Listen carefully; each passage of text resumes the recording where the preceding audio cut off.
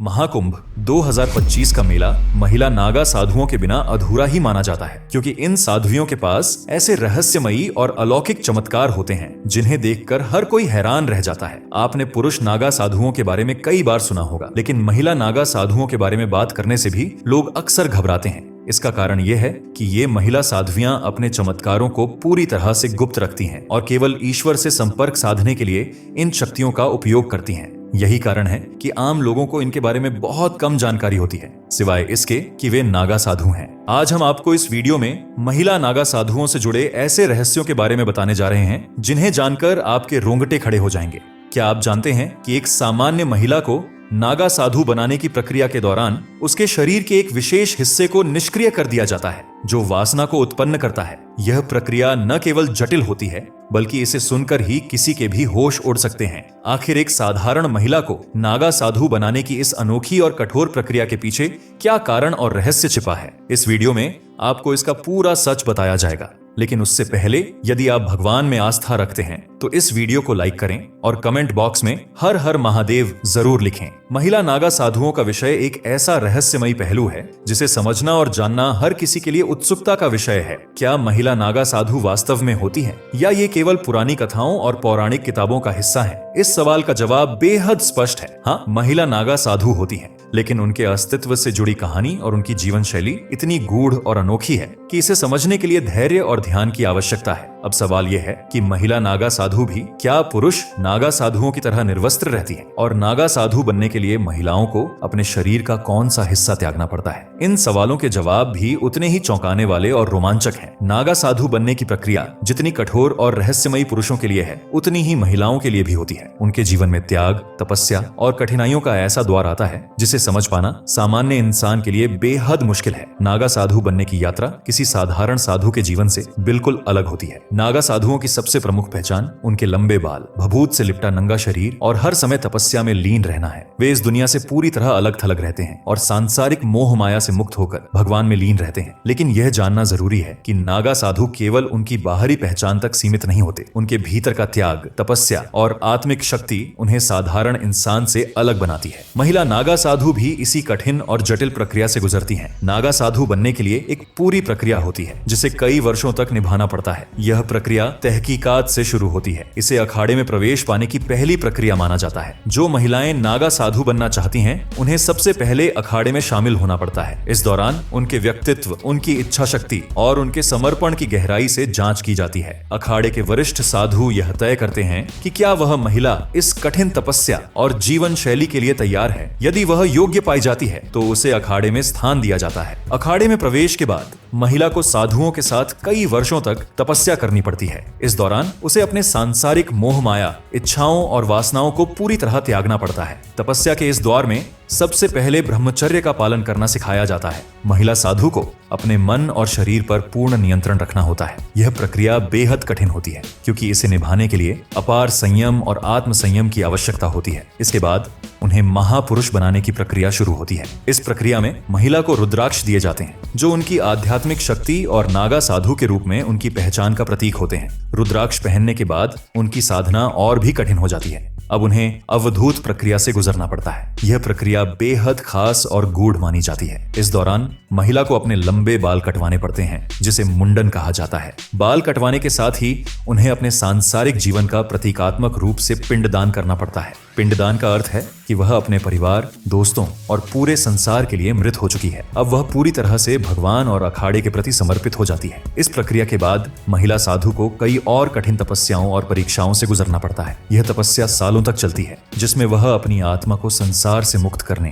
और भगवान में विलीन करने के लिए मेहनत करती है। महिला नागा साधु बनने की यह यात्रा जितनी कठिन है, उतनी ही रहस्यमय भी। यह न केवल उनके बाहरी जीवन को बदल देती है, बल्कि उनकी आत्मा को भी एक अलग स्तर पर पहुंचा देती है। उनका जीवन पूरी तरह भगवान के चरणों में समर्पित हो जाता है। यही कारण है कि महिला नागा साधुओं के बारे में बहुत कम जानकारी मिलती है। वे अपने जीवन और चमत्कारों को पूरी तरह गुप्त रखती हैं। महिला नागा साधुओं का जीवन और उनकी दीक्षा प्रक्रिया अत्यंत जटिल और रहस्यमयी है। नागा साधु बनने की इस यात्रा में कई कठोर परंपराओं और रिवाजों का पालन करना पड़ता है। दीक्षा के अंतिम चरण में एक विशेष प्रक्रिया होती है, जो अखाड़े में एक खंभे के नीचे संपन्न की जाती है। इस प्रक्रिया में कई धार्मिक और आध्यात्मिक रिवाज पूरे किए जाते हैं, जिनमें सबसे प्रमुख है लिंग भंग की प्रक्रिया। इस प्रक्रिया के माध्यम से साधुओं को वासना और सांसारिक इच्छाओं से पूरी तरह मुक्त कर दिया जाता है और उनका शरीर एक तरह से निष्क्रिय बना दिया जाता है। यही प्रक्रिया उन्हें नागा साधु के रूप में स्थापित करती है। कुंभ मेले के दौरान कई गुरुओं द्वारा दीक्षा दी जाती है और यह प्रक्रिया विशेष रूप से इसी पवित्र अवसर पर संपन्न होती है।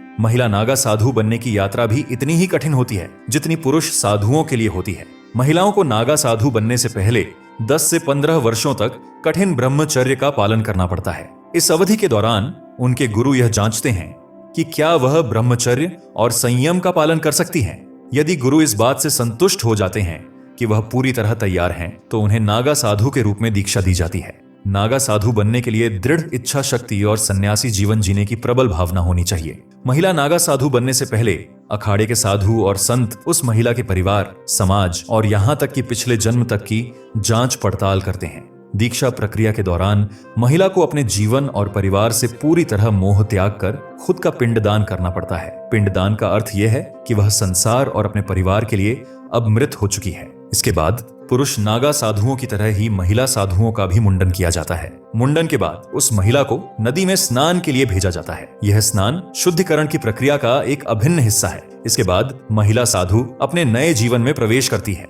महिला नागा साधु सुबह जल्दी उठती हैं और शिवजी के जाप में लीन हो जाती हैं। उनके दिन की शुरुआत भगवान शिव की आराधना से होती है। दोपहर में भोजन करने के बाद वह फिर से भगवान का जाप करती हैं और शाम तक साधना में ही समय बिताती हैं। अखाड़े में महिला नागा साधुओं को पूरा सम्मान दिया जाता है। जब कोई महिला पूरी तरह से नागा साधु बन जाती है तो अखाड़े के सभी साधु संत उन्हें माता कहकर संबोधित करते हैं। लेकिन सन्यासी बनने से पहले महिला को यह साबित करना होता है कि अब उसका अपने परिवार और समाज से कोई लगाव नहीं है। केवल जब आचार्य इस बात से संतुष्ट हो जाते हैं तभी उन्हें दीक्षा प्रदान की जाती है। महिला नागा साधुओं को पुरुष नागा साधुओं की तरह पूरी तरह नग्न रहने की अनुमति नहीं होती। उन्हें अपने शरीर पर भगवा कपड़ा लपेटने की अनुमति होती है, जो ठंड, गर्मी या बरसात हर मौसम में उनकी एकमात्र पोशाक होती है। यहाँ तक कि तीर्थ स्थलों में भी उन्हें नग्न स्नान करने की अनुमति नहीं दी जाती। दिलचस्प बात यह है कि महिला नागा साधु बनने की इच्छा केवल भारत की महिलाओं तक ही सीमित नहीं है। कई विदेशी महिलाएं भी नागा साधु बनने की प्रक्रिया में गहरी रुचि दिखाती हैं।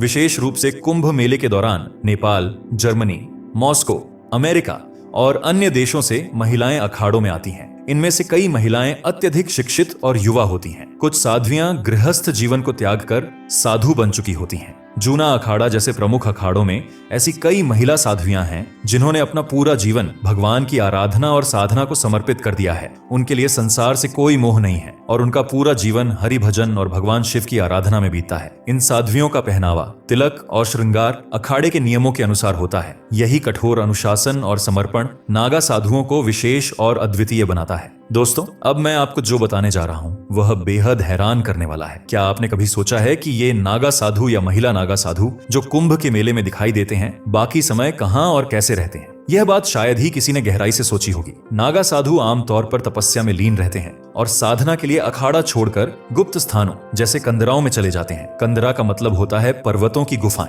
नागा साधु भौगोलिक स्थानों के आधार पर अलग अलग नामों से जाने जाते हैं। उदाहरण के लिए पर्वतों में रहने वाले साधुओं को पर्वतागिरी, नगरों में रहने वाले साधुओं को पुरी और जंगलों में रहने वाले साधुओं को अनन्य कहा जाता है। ये साधु अलग अलग स्थानों पर रहते हैं और वहां साधना करते हैं। कहा जाता है कि कुंभ मेले से पहले और उसके बाद नागा साधु हिमालय, पहाड़ों और जंगलों की गुफाओं में जाकर साधना करते हैं। वे एक गुफा में कुछ वर्षों तक रहते हैं और फिर दूसरी गुफा में चले जाते हैं। उनका ठिकाना इतना गुप्त होता है कि किसी को यह पता नहीं होता कि वे इन दिनों कहाँ हैं और क्या कर रहे हैं। कई बार कुछ नागा साधु सन्यासी वस्त्र धारण कर अलग अलग स्थानों पर घूमते रहते हैं, जबकि कुछ निर्वस्त्र साधु गुप्त स्थानों पर जाकर तपस्या में लीन हो जाते हैं। इस दौरान ये साधु जंगल और पहाड़ों में पाए जाने वाले जड़ी बूटियों, कंदमूल और पौधों से अपना पेट भरते हैं। वे बेहद गुप्त तरीके से भ्रमण करते हैं, इसलिए इनके ठिकाने और गतिविधियों की जानकारी आम लोगों को नहीं होती। कुछ साधु झुंड बनाकर यात्रा करते हैं तो कुछ अकेले ही अपनी साधना और यात्रा करते हैं। जो गुफाओं में बैठते हैं वे कई बार दिन रात भूखे प्यासे रहकर अपनी तपस्या पूरी करते हैं। अब सवाल यह उठता है कि जब नागा साधु अपनी पहचान छुपाकर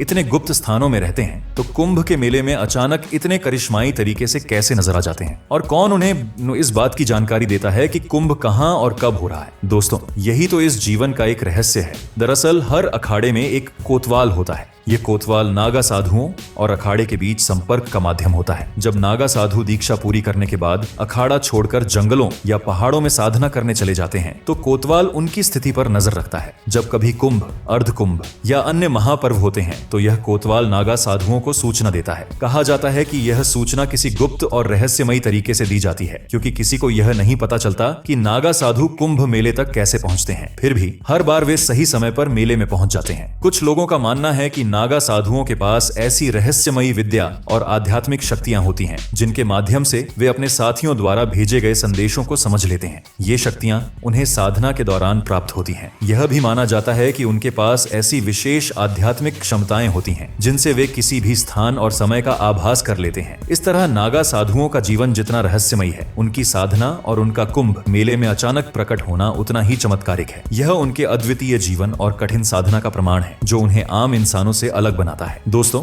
नागा साधुओं और महिला नागा साधुओं का जीवन रहस्यों और आध्यात्मिक साधना से भरा हुआ है। उनकी कठोर तपस्या, त्याग और अनुशासन हमें यह सिखाते हैं कि संसार से अलग होकर भी ईश्वर की प्राप्ति के लिए जीवन समर्पित किया जा सकता है। उनकी रहस्यमय जीवन शैली और कुंभ मेले में उनका प्रकट होना हमें हैरानी में डाल देता है, लेकिन यह उनकी आध्यात्मिक शक्ति और साधना का प्रमाण है। ऐसे संतों का जीवन न केवल प्रेरणा देता है, बल्कि उनके तप और त्याग से हमें जीवन की असली सच्चाई समझने का मौका भी मिलता है। अगर यह जानकारी आपको दिलचस्प और ज्ञानवर्धक लगी हो तो इसे दूसरों के साथ जरूर साझा करें। हर हर महादेव।